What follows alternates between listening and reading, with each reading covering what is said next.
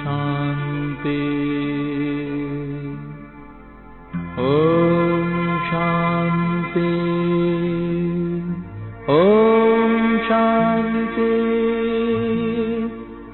ಓಂ ಶಾಂತಿ.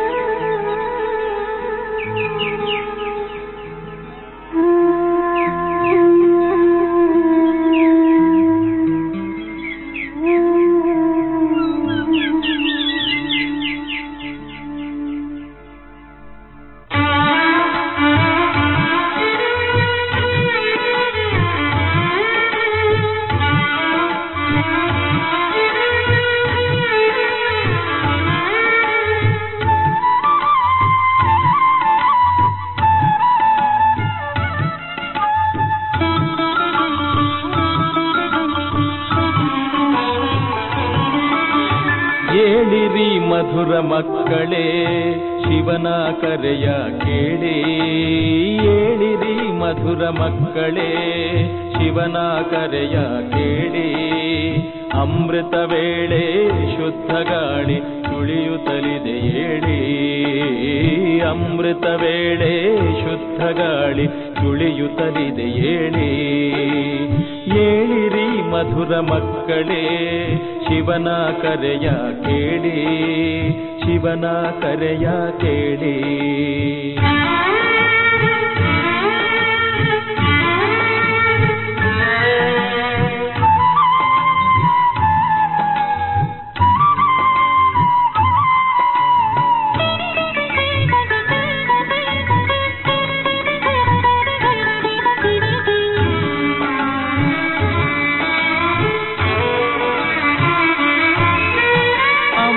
ವೇಳೆ ಶಾಂತವಾಗಿಹುದು ಕಳೆಯಿರಿ ಮನದ ಕತ್ತಲೆ, ಅಮೃತ ವೇಳೆ ಶಾಂತವಾಗಿಹುದು ಕಳೆಯಿರಿ ಮನದ ಕತ್ತಲೆ. ತುಳಿವ ಗಾಳಿಯಲ್ಲಿ ಪಸರಿಸಿರಿ ಶುದ್ಧ ಸಂಕಲ್ಪಗಳನ್ನು, ಶುದ್ಧ ಸಂಕಲ್ಪಗಳನ್ನು. ಶಿವನು ಕಾದಿಹನು ನಿಮಗೋ ಸುಗವೇ, ಅವನ ಕಾಣಲು ತೆರೆಯಿರಿ ದಿವ್ಯ ನೇತ್ರವ. ವಸುಧೆಯಲಿ ಅವತರಿಸಿಹ ಅವನ ಕರೆಯ ಕೇಳಿ, ಏಳಿರಿ ಮಧುರ ಮಕ್ಕಳೇ ಶಿವನ ಕರೆಯ ಕೇಳಿ. ಏಳಿರಿ ಮಧುರ ಮಕ್ಕಳೇ ಶಿವನ ಕರೆಯ ಕೇಳಿ. ಅಮೃತ ವೇಳೆ ಶುದ್ಧ ಗಾಳಿ ತುಳಿಯುತ್ತಲಿದೆ ಏಳಿ, ಅಮೃತ ವೇಳೆ ಶುದ್ಧ ಗಾಳಿ ತುಳಿಯುತ್ತಲಿದೆ ಏಳಿ.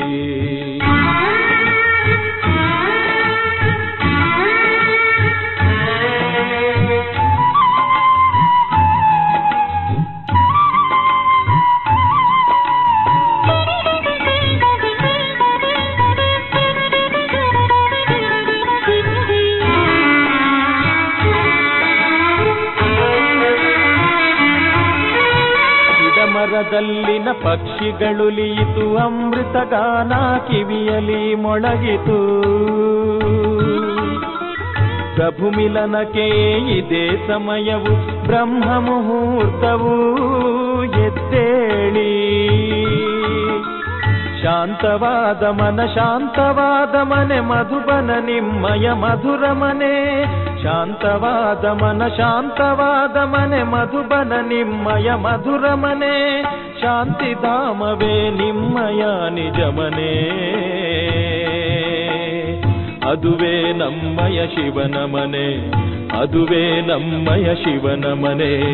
ಏಳಿರಿ ಮಧುರ ಮಕ್ಕಳೇ ಶಿವನ ಕರೆಯ ಕೇಳಿ, ಏಳಿರಿ ಮಧುರ ಮಕ್ಕಳೇ ಶಿವನ ಕರೆಯ ಕೇಳಿ. ಅಮೃತ ವೇಳೆ ಶುದ್ಧ ಗಾಳಿ ತುಳಿಯುತ್ತಲಿದೆ ಏಳಿ, ಅಮೃತ ವೇಳೆ ಶುದ್ಧ ಗಾಳಿ ತುಳಿಯುತ್ತಲಿದೆ ಏಳಿ. ಕೇಳಿರಿ ಮಧುರ ಮಕ್ಕಳೇ, ಶಿವನ ಕರೆಯ ಕೇಳಿ, ಶಿವನ ಕರೆಯ ಕೇಳಿ, ಶಿವನ ಕರೆಯ ಕೇಳಿ, ಶಿವನ ಕರೆಯ ಕೇಳಿ.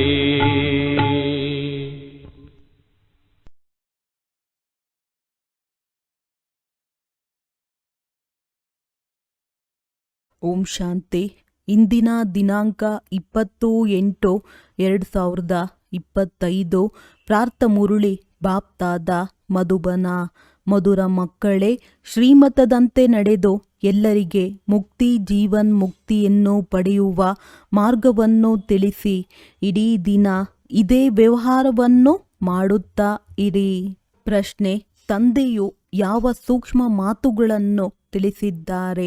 ಅವು ಬಹಳ ತಿಳಿದುಕೊಳ್ಳುವಂತವಾಗಿವೆ. ಉತ್ತರ: ಸತ್ಯಯುಗವು ಅಮರ ಲೋಕವಾಗಿದೆ.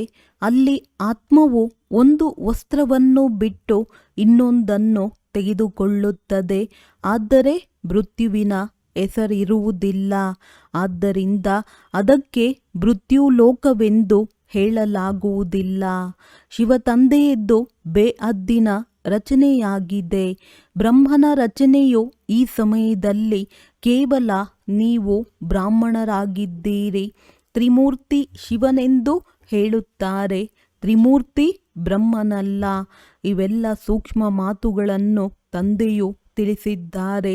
ಇಂತಹ ಮಾತುಗಳನ್ನು ಕುರಿತು ವಿಚಾರ ಮಾಡಿ ಬುದ್ಧಿಗೆ ತಾವೇ ಭೋಜನವನ್ನು ತಯಾರು ಮಾಡಿಕೊಳ್ಳಬೇಕಾಗಿದೆ. ಓಂ ಶಾಂತಿ. ತ್ರಿಮೂರ್ತಿ ಶಿವ ಭಗವಾನು ವಾಚ. ಅವರಂತೂ ತ್ರಿಮೂರ್ತಿ ಬ್ರಹ್ಮನೆಂದು ಹೇಳುತ್ತಾರೆ. ತಂದೆಯೂ ತಿಳಿಸುತ್ತಾರೆ, ತ್ರಿಮೂರ್ತಿ ಶಿವ ಭಗವಾನು ವಾಚ. ತ್ರಿಮೂರ್ತಿ ಬ್ರಹ್ಮ ಭಗವಾನು ವಾಚ ಎಂದು ಹೇಳುವುದಿಲ್ಲ. ನೀವು ತ್ರಿಮೂರ್ತಿ ಶಿವ ಭಗವಾನು ವಾಚ ಎಂದು ಹೇಳುತ್ತೀರಿ. ಅವರಂತೂ ಶಿವ ಶಂಕರನೆಂದು ಹೇಳಿ ಇಬ್ಬರನ್ನು ಸೇರಿಸಿ ಬಿಡುತ್ತಾರೆ. ಇದಂತೂ ನೇರವಾಗಿದೆ. ತ್ರಿಮೂರ್ತಿ ಬ್ರಹ್ಮನ ಬದಲು ತ್ರಿಮೂರ್ತಿ ಶಿವ ಭಗವಾನು ವಾಚ. ಶಂಕರನು ಕಣ್ಣು ತೆರೆದಾಗ ವಿನಾಶವಾಗಿ ಬಿಡುತ್ತದೆ ಎಂದು ಮನುಷ್ಯರು ಹೇಳುತ್ತಾರೆ. ಇದೆಲ್ಲವೂ ಬುದ್ಧಿಯಿಂದ ಕೆಲಸ ತೆಗೆದುಕೊಳ್ಳಲಾಗುತ್ತದೆ. ಮೂವರದ್ದೇ ಮುಖ್ಯ ಪಾತ್ರವಿದೆ. ಬ್ರಹ್ಮ ಮತ್ತು ವಿಷ್ಣುವಿನದ್ದು 84 ಜನ್ಮಗಳ ದೊಡ್ಡ ಪಾತ್ರವಿದೆ. ವಿಷ್ಣು ಮತ್ತು ಪ್ರಜಾಪಿತ ಬ್ರಹ್ಮನ ಅರ್ಥವನ್ನು ತಿಳಿದುಕೊಂಡಿದ್ದೀರಿ. ಈ ಮೂವರದ್ದು ಪಾತ್ರವಿದೆ. ಬ್ರಹ್ಮನಿಗಂತೂ ಆದಿದೇವ ಆಡಮ್ ಎಂದು ಹೆಸರಿನ ಗಾಯನವಿದೆ. ಪ್ರಜಾಪಿತನ ಮಂದಿರವೂ ಇದೆ. ಇದು ವಿಷ್ಣು ಅಥವಾ ಕೃಷ್ಣನ ಅಂತಿಮ 84ನೇ ಜನ್ಮವಾಗಿದೆ. ಇವರ ಹೆಸರನ್ನು ಬ್ರಹ್ಮನೆಂದು ಇಟ್ಟಿದ್ದಾರೆ. ಬ್ರಹ್ಮ ಮತ್ತು ವಿಷ್ಣುವನ್ನು ಸಿದ್ಧ ಮಾಡಲೇಬೇಕಾಗಿದೆ.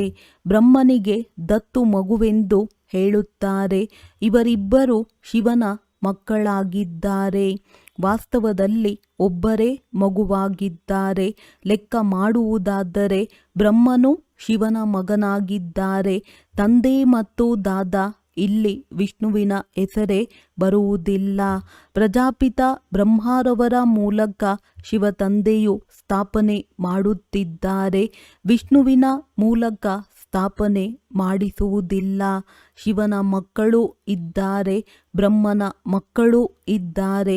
ವಿಷ್ಣುವಿನ ಮಕ್ಕಳೆಂದು ಹೇಳುವುದಿಲ್ಲ. ಅಥವಾ ಲಕ್ಷ್ಮೀ ನಾರಾಯಣರಿಗೂ ಬಹಳ ಮಂದಿ ಮಕ್ಕಳಿರಲು ಸಾಧ್ಯವಿಲ್ಲ. ಇದು ಬುದ್ಧಿಗೆ ಭೋಜನವಾಗಿದೆ. ಸ್ವಯಂ ತಾವೇ ಭೋಜನವನ್ನು ತಯಾರಿಸಿಕೊಳ್ಳಬೇಕು. ಎಲ್ಲರಿಗಿಂತ ಹೆಚ್ಚಿನ ಪಾತ್ರವು ವಿಷ್ಣುವಿನದ್ದೆಂದು ಹೇಳಬಹುದು. 84 ಜನ್ಮಗಳ ವಿರಾಟ ರೂಪವನ್ನು ವಿಷ್ಣುವಿನದ್ದೇ ತೋರಿಸುತ್ತಾರೆ, ಬ್ರಹ್ಮನದ್ದಲ್ಲ. ವಿರಾಟ ರೂಪವು ವಿಷ್ಣುವಿನದನ್ನೇ ಮಾಡುತ್ತಾರೆ. ಏಕೆಂದರೆ ಮೊಟ್ಟ ಮೊದಲು ಪ್ರಜಾಪಿತ ಬ್ರಹ್ಮನ ಹೆಸರನ್ನು ತೆಗೆದುಕೊಳ್ಳುತ್ತಾರೆ. ಬ್ರಹ್ಮನದ್ದು ಬಹಳ ಚಿಕ್ಕ ಪಾತ್ರವಿದೆ. ಆದ್ದರಿಂದ ವಿಷ್ಣುವಿನದ್ದೇ ವಿರಾಟ ರೂಪವನ್ನು ತೋರಿಸುತ್ತಾರೆ. ಚತುರ್ಭುಜನನ್ನು ವಿಷ್ಣುವಿನ ರೂಪದಲ್ಲಿಯೇ ಮಾಡುತ್ತಾರೆ. ವಾಸ್ತವದಲ್ಲಿ ಈ ಅಲಂಕಾರಗಳು ನಿಮ್ಮದಾಗಿವೆ. ಇವು ಬಹಳ ತಿಳಿದುಕೊಳ್ಳುವ ಮಾತುಗಳಾಗಿವೆ. ಯಾವುದೇ ಮನುಷ್ಯರು ಈ ಮಾತುಗಳನ್ನು ತಿಳಿಸಲು ಸಾಧ್ಯವಿಲ್ಲ. ತಂದೆಯು ಹೊಸ ಹೊಸ ವಿಧಾನದಿಂದ ತಿಳಿಸುತ್ತಿರುತ್ತಾರೆ. ತಂದೆಯು ಹೇಳುತ್ತಾರೆ, ತ್ರಿಮೂರ್ತಿ ಶಿವ ಭಗವಾನುವಾಚ, ಸರಿಯಲ್ಲವೇ? ವಿಷ್ಣು, ಬ್ರಹ್ಮ ಮತ್ತು ಶಿವ, ಇದರಲ್ಲಿಯೂ ಪ್ರಜಾಪಿತ ಬ್ರಹ್ಮನೇ ಮಗನಾಗಿದ್ದಾರೆ. ವಿಷ್ಣುವನ್ನು ಮಗನೆಂದು ಹೇಳುವುದಿಲ್ಲ. ಬಲೆ ರಚನೆಯಾಗಿದೆ, ಆದರೆ ರಚನೆಯು ಬ್ರಹ್ಮನದ್ದೇ ಆಗಿದೆಯಲ್ಲವೇ? ನಂತರ ಭಿನ್ನ ನಾಮರೂಪವನ್ನು ತೆಗೆದುಕೊಳ್ಳುತ್ತಾರೆ. ಮುಖ್ಯವಾದ ಪಾತ್ರವು ಅವರದ್ದಾಗಿದೆ. ಬ್ರಹ್ಮನ ಪಾತ್ರವು ಈ ಸಮಯದಲ್ಲಿ ಬಹಳ ಚಿಕ್ಕದಾಗಿದೆ. ವಿಷ್ಣುವಿನ ರಾಜ್ಯವು ಎಷ್ಟು ಸಮಯದ್ದಾಗಿದೆ.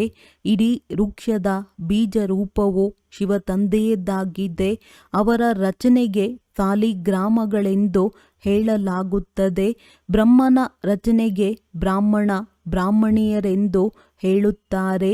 ಈಗ ಶಿವನ ರಚನೆ ಎಷ್ಟಿದೆಯೋ ಅಷ್ಟು ಬ್ರಹ್ಮನ ರಚನೆ ಇಲ್ಲ. ಶಿವನ ರಚನೆಯು ಬಹಳಷ್ಟಿದೆ. ಎಲ್ಲ ಆತ್ಮಗಳು ಅವರ ಸಂತಾನರಾಗಿದ್ದಾರೆ. ಬ್ರಹ್ಮನ ರಚನೆಯು ಕೇವಲ ನೀವು ಬ್ರಾಹ್ಮಣರೇ ಆಗಿದ್ದೀರಿ. ಹದ್ದಿನಲ್ಲಿ ಬಂದು ಬಿಟ್ಟಿರಲ್ಲವೇ? ಶಿವ ತಂದೆಯದ್ದು ಬೇಹದ್ದಿನ ರಚನೆಯಾಗಿದೆ. ಅಂದರೆ ಎಲ್ಲ ಆತ್ಮಗಳು ಬೇಹದ್ ಆತ್ಮಗಳ ಕಲ್ಯಾಣ ಮಾಡುತ್ತಾರೆ. ಬ್ರಹ್ಮರವರ ಮೂಲಕ ಸ್ವರ್ಗದ ಸ್ಥಾಪನೆ ಮಾಡುತ್ತಾರೆ. ನೀವು ಬ್ರಾಹ್ಮಣರೇ ಹೋಗಿ ಸ್ವರ್ಗವಾಸಿಗಳಾಗುತ್ತೀರಿ. ಮತ್ಯಾರಿಗೂ ಸ್ವರ್ಗವಾಸಿಗಳೆಂದು ಹೇಳುವುದಿಲ್ಲ. ನಿರ್ವಾಣವಾಸಿ ಅಥವಾ ಶಾಂತಿಧಾಮದ ನಿವಾಸಿಗಳಂತೂ ಎಲ್ಲರೂ ಆಗುತ್ತಾರೆ. ಎಲ್ಲರಿಗಿಂತ ಶ್ರೇಷ್ಠ ಸೇವೆಯು ಶಿವ ತಂದೆಯದ್ದಾಗಿದೆ. ಏಕೆಂದರೆ ಎಲ್ಲ ಆತ್ಮರನ್ನು ಕರೆದುಕೊಂಡು ಹೋಗುತ್ತಾರೆ. ಎಲ್ಲರ ಪಾತ್ರವು ಬೇರೆ ಬೇರೆಯಾಗಿದೆ. ಶಿವ ತಂದೆಯೂ ಸಹ ಹೇಳುತ್ತಾರೆ, ನನ್ನ ಪಾತ್ರವು ಬೇರೆಯಾಗಿದೆ. ಎಲ್ಲರ ಲೆಕ್ಕಾಚಾರಗಳನ್ನು ಮುಕ್ತಾಯ ಮಾಡಿಸಿ ನಿಮ್ಮನ್ನು ಪತಿತರಿಂದ ಪಾವನರನ್ನಾಗಿ ಮಾಡಿ ಕರೆದುಕೊಂಡು ಹೋಗುತ್ತೇನೆ. ನೀವಿಲ್ಲಿ ಪಾವನರಾಗಲು ಪರಿಶ್ರಮ ಪಡುತ್ತಿದ್ದೀರಿ. ಉಳಿದವರೆಲ್ಲರೂ ಅಂತಿಮ ಸಮಯದಲ್ಲಿ ತಮ್ಮ ಲೆಕ್ಕಾಚಾರಗಳನ್ನು ಮುಗಿಸಿಕೊಂಡು ಹೋಗುತ್ತಾರೆ. ಮತ್ತೆ ಮುಕ್ತಿಧಾಮದಲ್ಲಿ ಕುಳಿತಿರುತ್ತಾರೆ. ಸೃಷ್ಟಿ ಚಕ್ರವು ಸುತ್ತಲೇ ಬೇಕಾಗಿದೆ. ನೀವು ಮಕ್ಕಳು ಬ್ರಹ್ಮರವರ ಮೂಲಕ ಬ್ರಾಹ್ಮಣರಾಗಿ ನಂತರ ದೇವತೆಗಳಾಗುತ್ತೀರಿ. ನೀವು ಬ್ರಾಹ್ಮಣರು ಶ್ರೀಮತದಂತೆ ಸೇವೆ ಮಾಡುತ್ತೀರಿ. ಮುಕ್ತಿ ಮತ್ತು ಜೀವನ್ಮುಕ್ತಿಯನ್ನು ಪಡೆಯಬೇಕೆಂದರೆ ಈ ರೀತಿ ಪಡೆಯಬಹುದೆಂದು ಕೇವಲ ಮನುಷ್ಯರಿಗೆ ಮಾತ್ರವೇ ತಿಳಿಸುತ್ತೀರಿ. 2 ಬೀಗದ ಕೈಗಳು ಕೈಯಲ್ಲಿದೆ. ಮುಕ್ತಿಯಲ್ಲಿ ಯಾರು ಮತ್ತು ಜೀವನ್ಮುಕ್ತಿಯಲ್ಲಿ ಯಾರ್ಯಾರು ಹೋಗುತ್ತಾರೆಂದು ನಿಮಗೆ ತಿಳಿದಿದೆ. ನಿಮಗೆ ಇಡೀ ದಿನ ಇದೇ ಕಾರ್ಯ ಮಾಡಬೇಕಾಗಿದೆ. ಯಾರಾದರೂ ದವಸ ಧಾನ್ಯಗಳ ವ್ಯಾಪಾರ ಮಾಡುತ್ತಾರೆಂದರೆ ಇಡೀ ದಿನ ಅದೇ ಬುದ್ಧಿಯಲ್ಲಿರುತ್ತದೆ. ಹಾಗೆಯೇ ನಿಮ್ಮ ವ್ಯಾಪಾರವು ರಚನೆಯ ಆದಿ ಮಧ್ಯ ಅಂತ್ಯವನ್ನು ತಿಳಿದುಕೊಳ್ಳುವುದು. ಅನ್ಯರಿಗೆ ಮುಕ್ತಿ ಜೀವನ್ಮುಕ್ತಿಯ ಮಾರ್ಗವನ್ನು ತಿಳಿಸುವುದಾಗಿದೆ. ಯಾರು ಈ ಧರ್ಮದವರಾಗಿದ್ದಾರೆಯೋ ಅವರು ಬಂದು ಬಿಡುತ್ತಾರೆ. ಹೀಗೆ ಬಹಳ ಧರ್ಮದವರಿದ್ದಾರೆ. ಯಾರು ಬದಲಾಗುವುದೇ ಇಲ್ಲ. ಹೇಗೆ ಆಂಗ್ಲೋ ಕ್ರಿಶ್ಚಿಯನ್ನರು ಕಪ್ಪು ಬಣ್ಣದವರಾಗಿರುತ್ತಾರೆ, ರೂಪವಂತೂ ಬದಲಾಗುವುದಿಲ್ಲ. ಕೇವಲ ಈ ರೀತಿ ಬದಲಾಯಿಸುತ್ತಾರೆ. ಅಂದರೆ ರೂಪವು ಬದಲಾಗುತ್ತದೆ ಎಂದಲ್ಲ. ಕೇವಲ ಧರ್ಮವನ್ನು ಒಪ್ಪುತ್ತಾರೆ. ಕೆಲವರು ಬೌದ್ಧರು ಧರ್ಮವನ್ನು ಒಪ್ಪುತ್ತಾರೆ. ಏಕೆಂದರೆ ದೇವಿ ದೇವತಾ ಧರ್ಮವಂತೂ ಪ್ರಾಯಲೋಪವಾಗಿದೆ. ನಾವು ಆದಿ ಸನಾತನ ದೇವಿ ದೇವತಾ ಧರ್ಮದವರೆಂದು ಯಾರೊಬ್ಬರು ಹೇಳುವುದಿಲ್ಲ. ದೇವತೆಗಳ ಚಿತ್ರಗಳು ಕೆಲಸಕ್ಕೆ ಬರುತ್ತದೆ. ಆತ್ಮವು ಅವಿನಾಶಿಯಾಗಿದೆ. ಅದೆಂದು ಸಾಯುವುದಿಲ್ಲ. ಒಂದು ಶರೀರವನ್ನು ಬಿಟ್ಟು ಇನ್ನೊಂದನ್ನು ತೆಗೆದುಕೊಂಡು ಪಾತ್ರವನ್ನಭಿನಯಿಸುತ್ತದೆ. ಸತ್ಯಯುಗಕ್ಕೆ ಮೃತ್ಯು ಲೋಕವೆಂದು ಹೇಳುವುದಿಲ್ಲ. ಅದು ಅಮರ ಲೋಕವಾಗಿದೆ. ಕೇವಲ ವಸ್ತ್ರವನ್ನು ಬದಲಾಯಿಸುತ್ತಾರೆ. ಈ ಮಾತುಗಳು ಬಹಳ ಸೂಕ್ಷ್ಮ, ತಿಳಿದುಕೊಳ್ಳುವಂತಹವಾಗಿವೆ. ಇವು ಸಾಮಾನ್ಯವಾದ ಮಾತುಗಳಲ್ಲ. ಹೇಗೆ ವಿವಾಹವಾದಾಗ ಕೆಲವರಿಗೆ ವರದಕ್ಷಿಣೆಯಾಗಿ ವಸ್ತುಗಳನ್ನು ಕೊಡುತ್ತಾರೆ, ಕೆಲವರಿಗೆ ಸ್ವಲ್ಪ ಹಣವನ್ನು ಕೊಡುತ್ತಾರೆ, ಕೆಲವರಿಗೆ ಕೈತುಂಬಿ ಕೊಡುತ್ತಾರೆ, ಕೆಲವರು ಎಲ್ಲವನ್ನೂ ತೋರಿಸಿ ತೋರ್ಪಡಿಕೆ ಕೊಳ್ಳುತ್ತಾರೆ, ಇನ್ನು ಕೆಲವರು ಗುಪ್ತವಾಗಿ ಪೆಟ್ಟಿಗೆಯಲ್ಲಿ ತುಂಬಿಸಿ ಕೊಡುತ್ತಾರೆ. ಭಿನ್ನ ಭಿನ್ನ ಪ್ರಕಾರದವರಿರುತ್ತಾರೆ. ನಿಮಗಂತೂ ಬಹಳಷ್ಟು ಆಸ್ತಿಯೂ ಸಿಗುತ್ತದೆ, ಏಕೆಂದರೆ ನೀವೆಲ್ಲರೂ ವಧುಗಳಾಗಿದ್ದೀರಿ. ತಂದೆಯು ವರನಾಗಿದ್ದಾರೆ. ನೀವು ಮಕ್ಕಳಿಗೆ ಶೃಂಗಾರ ಮಾಡಿ ವಿಶ್ವದ ರಾಜ್ಯಭಾಗ್ಯವನ್ನು ಕೈತುಂಬಿ ಕೊಡುತ್ತಾರೆ. ನೀವು ವಿಶ್ವದ ಮಾಲೀಕರಾಗುತ್ತೀರಿ. ಮುಖ್ಯ ಮಾತು ನೆನಪಿನದ್ದಾಗಿದೆ. ಜ್ಞಾನವು ಬಹಳ ಸಹಜ, ಕೇವಲ ತಂದೆಯನ್ನು ನೆನಪು ಮಾಡುವುದಾಗಿದೆ. ಆದರೆ ವಿಚಾರ ಮಾಡಿದಾಗ ನೆನಪೇ ಬಹಳ ಬೇಗನೆ ಜಾರಿ ಹೋಗುತ್ತದೆ.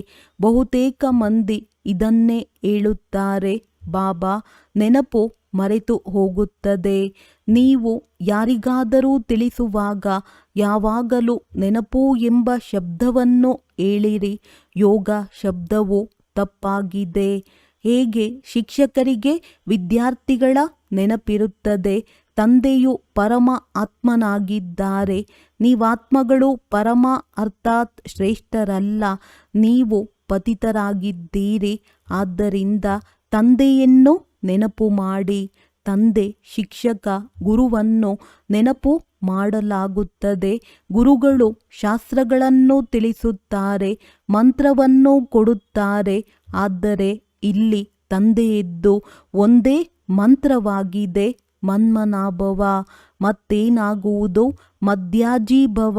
ನೀವು ವಿಷ್ಣುಪುರಿಯಲ್ಲಿ ಹೊರಟು ಹೋಗುತ್ತೀರಿ. ಎಲ್ಲರೂ ರಾಜ ರಾಣಿಯರಾಗುವುದಿಲ್ಲ. ರಾಜ, ರಾಣಿ ಮತ್ತು ಪ್ರಜೆಗಳು ಇರುತ್ತಾರೆ. ಅಂದಾಗ ಮುಖ್ಯವಾದವರು ತ್ರಿಮೂರ್ತಿಗಳಾಗಿದ್ದಾರೆ. ಶಿವ ತಂದೆಯ ನಂತರ ಬ್ರಹ್ಮ. ಇವರೇ ಮನುಷ್ಯ ಸೃಷ್ಟಿ ಅರ್ಥಾತ್ ಬ್ರಾಹ್ಮಣರನ್ನು ರಚಿಸುತ್ತಾರೆ ಮತ್ತೆ ಬ್ರಾಹ್ಮಣರಿಗೆ ಓದಿಸುತ್ತಾರೆ. ಇದು ಹೊಸ ಮಾತಲ್ಲವೇ? ನೀವು ಬ್ರಾಹ್ಮಣ ಬ್ರಾಹ್ಮಣಿಯರು ಪರಸ್ಪರ ಸಹೋದರ ಸಹೋದರಿಯರಾದಿರಿ. ನಾವು ಸಹೋದರ ಸಹೋದರಿ ಎಂದು ವೃದ್ಧರು ಹೇಳುತ್ತೀರಿ. ಇದು ಆಂತರ್ಯದಲ್ಲಿ ತಿಳಿದುಕೊಳ್ಳುವ ಮಾತುಗಳಾಗಿವೆ. ಮೇಲೆ ಕೇವಲ ಹೇಳುವ ಮಾತಲ್ಲ. ಭಗವಂತನು ಪ್ರಜಾಪಿತ ಬ್ರಹ್ಮರವರ ಮೂಲಕ ಸೃಷ್ಟಿಯನ್ನು ರಚಿಸಿದ್ದರು. ಅಂದ ಮೇಲೆ ಸಹೋದರ ಸಹೋದರರಾದಿರಲ್ಲವೇ? ಒಬ್ಬ ಪ್ರಜಾಪಿತ ಬ್ರಹ್ಮನ ಮಕ್ಕಳೇ ಆಗಿದ್ದೀರಿ.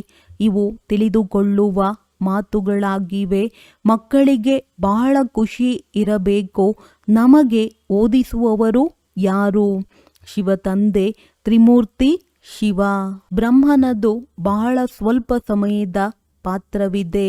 ಸತ್ಯಯುಗಿ ರಾಜಧಾನಿಯಲ್ಲಿ ವಿಷ್ಣುವಿನದ್ದು 8 ಜನ್ಮಗಳ ಪಾತ್ರವು ನಡೆಯುತ್ತದೆ. ಬ್ರಹ್ಮರವರದ್ದು ಒಂದೇ ಜನ್ಮದ ಪಾತ್ರವಿದೆ. ಆದ್ದರಿಂದ ವಿಷ್ಣುವಿನ ಪಾತ್ರವು ದೊಡ್ಡದೆಂದು ಹೇಳಲಾಗುತ್ತದೆ. ತ್ರಿಮೂರ್ತಿ ಶಿವನು ಮುಖ್ಯವಾಗಿದ್ದಾರೆ. ಅವರ ನಂತರ ಬ್ರಹ್ಮನ ಪಾತ್ರವು ಬರುತ್ತದೆ. ಇವರು ನೀವು ಮಕ್ಕಳನ್ನು ವಿಷ್ಣುಪುರಿಯ ಮಾಲೀಕರನ್ನಾಗಿ ಮಾಡುತ್ತಾರೆ. ಬ್ರಹ್ಮನಿಂದ ಬ್ರಾಹ್ಮಣರು ಮತ್ತೆ ನೀವೇ ದೇವತೆಗಳಾಗುತ್ತೀರಿ. ಆದ್ದರಿಂದ ಇವರು ಅಲೌಕಿಕ ತಂದೆಯಾದರು. ಸ್ವಲ್ಪ ಸಮಯಕ್ಕಾಗಿ ಇವರು ತಂದೆಯಾಗಿದ್ದಾರೆ. ಇವರನ್ನು ಈಗ ಒಪ್ಪುತ್ತೀರಿ. ಆದಿದೇವ ಆಡಮ್ ಮತ್ತು ಬೇಬಿ. ಇವರಿಲ್ಲದೆ ಸೃಷ್ಟಿಯು ಹೇಗೆ ರಚನೆಯಾಗುತ್ತದೆ? ಆದಿದೇವ ಮತ್ತು ಆದಿದೇವಿಯರಿದ್ದಾರಲ್ಲವೇ?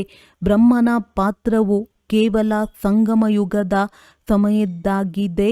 ದೇವತೆಗಳ ಪಾತ್ರವಾದರೂ ಬಹಳ ನಡೆಯುತ್ತದೆ. ದೇವತೆಗಳು ಕೇವಲ ಸತ್ಯಯುಗದಲ್ಲಿರುತ್ತಾರೆಂದು ಹೇಳುತ್ತಾರೆ. ತ್ರೇತಾಯುಗದಲ್ಲಿ ಕ್ಷತ್ರಿಯರೆಂದು ಹೇಳುತ್ತಾರೆ.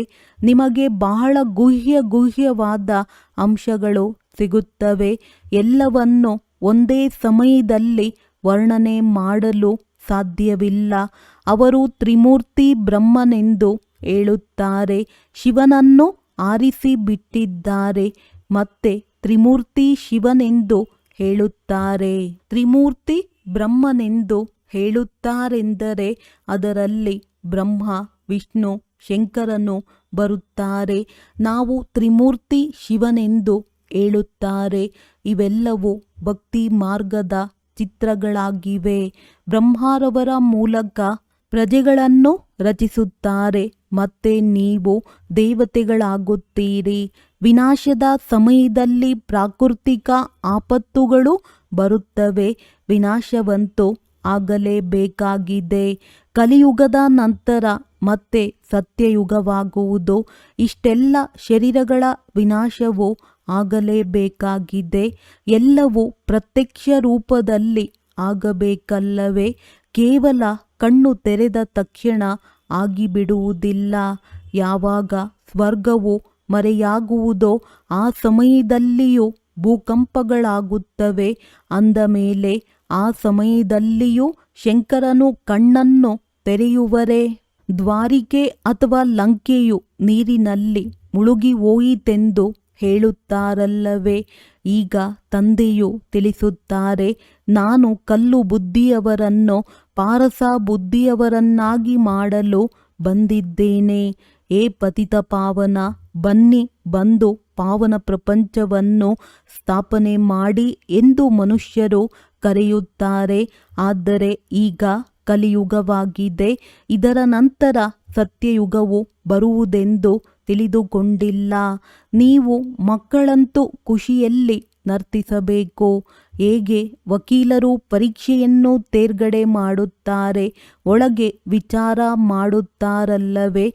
ನಾವು ಹಣವನ್ನು ಸಂಪಾದಿಸುತ್ತೇವೆ ಮತ್ತು ಮನೆಯನ್ನು ಕಟ್ಟುತ್ತೇವೆ, ಇದು ಮಾಡುತ್ತೇವೆ ಅಂದಾಗ ನೀವು ಸಹ ಈಗ ಸತ್ಯ ಸಂಪಾದನೆ ಮಾಡಿಕೊಳ್ಳುತ್ತೀರಿ. ಸ್ವರ್ಗದಲ್ಲಿ ಎಲ್ಲವೂ ನಿಮಗೆ ಹೊಸದೇ ಸಿಗುವುದು ಅಂದಾಗ ವಿಚಾರ ಮಾಡಿ. ಸೋಮನಾಥ ಮಂದಿರವು ಹೇಗಿತ್ತೋ?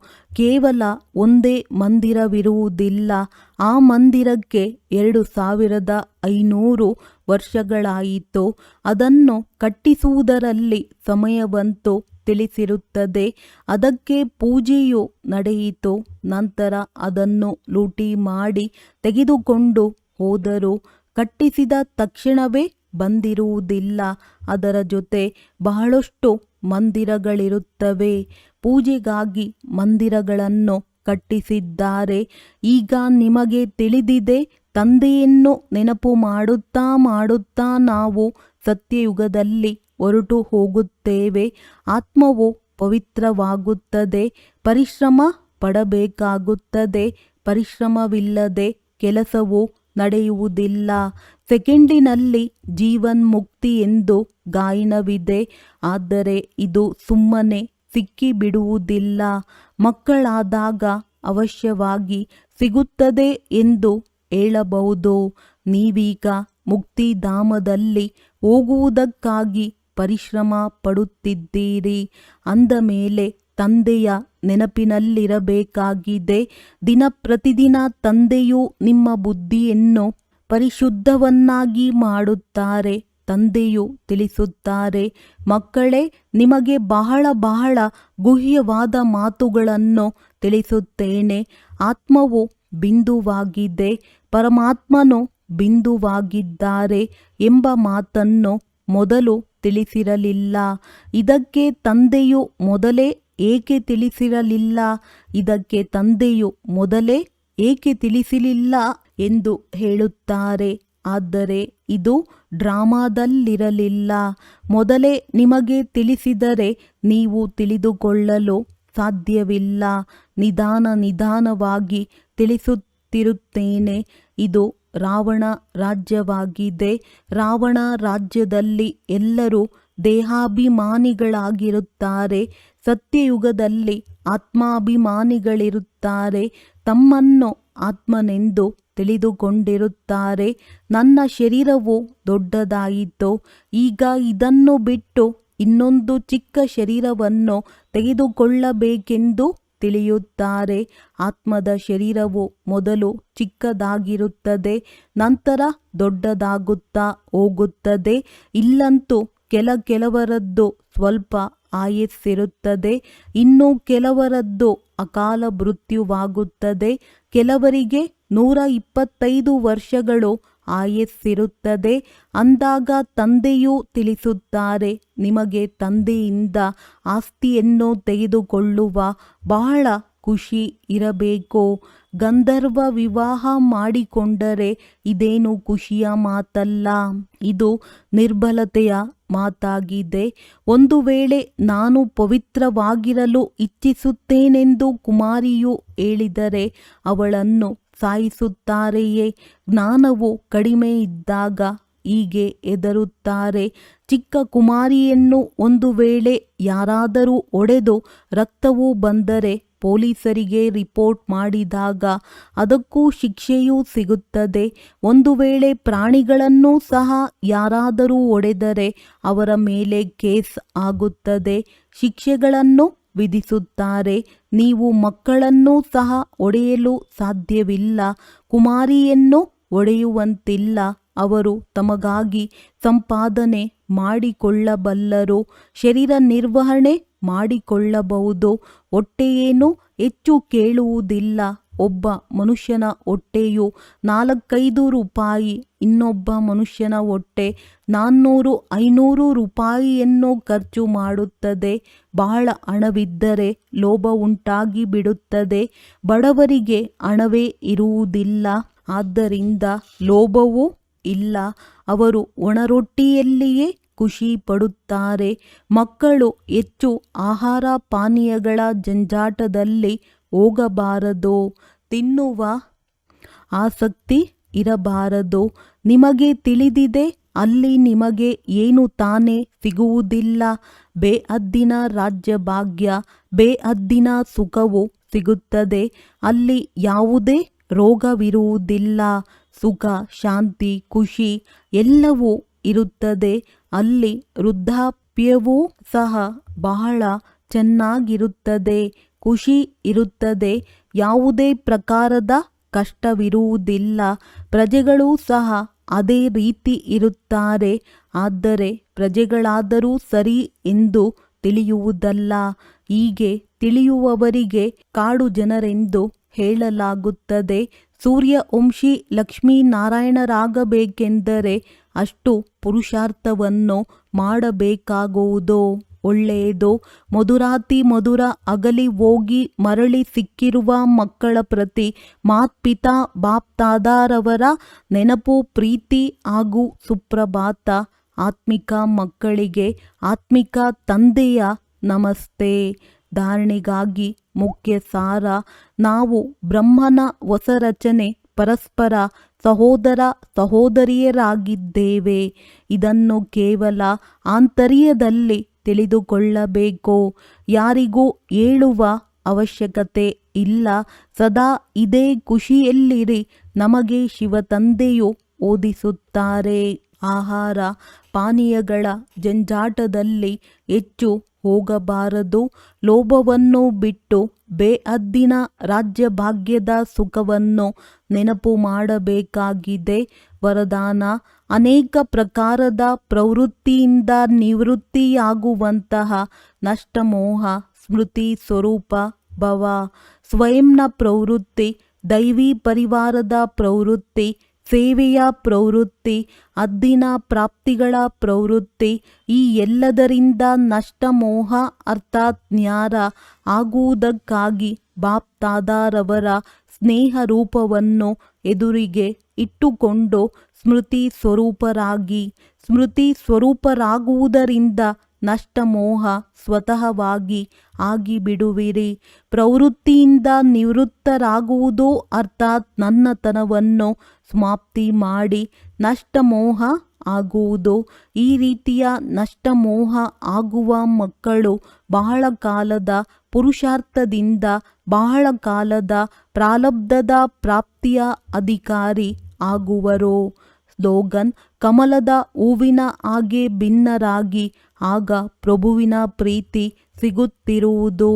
ಅವ್ಯಕ್ತ ಸೂಚನೆ: ಸಹಜಯೋಗಿ ಆಗಬೇಕೆಂದರೆ ಪರಮಾತ್ಮನ ಪ್ರೀತಿಯ ಅನುಭವಿಯಾಗಿರಿ. ಯಾರು ನಂಬರ್ 1 ಪತಂಗಗಳಿರುತ್ತಾರೆ ಅವರಿಗೆ ಸ್ವಯಂನ ಅರ್ಥಾತ್ ಈ ದೇಹ ಬಾನದ ಹಗಲು ರಾತ್ರಿಯ ಹಸಿವು ಮತ್ತು ಬಾಯಾರಿಕೆಯ ತಮ್ಮ ಸುಖದ ಸಾಧನೆಗಳ ಯಾವುದೇ ಮಾತಿನ ಆಧಾರವಿಲ್ಲ. ಅವರು ಎಲ್ಲ ಪ್ರಕಾರದ ದೇಹದ ಸ್ಮೃತಿಗಳನ್ನು ಮರೆತು ನಿರಂತರ ಪರಂಜ್ಯೋತಿಯ ಪ್ರೀತಿಯಲ್ಲಿ ಲವಲೀನರಾಗಿರುತ್ತಾರೆ.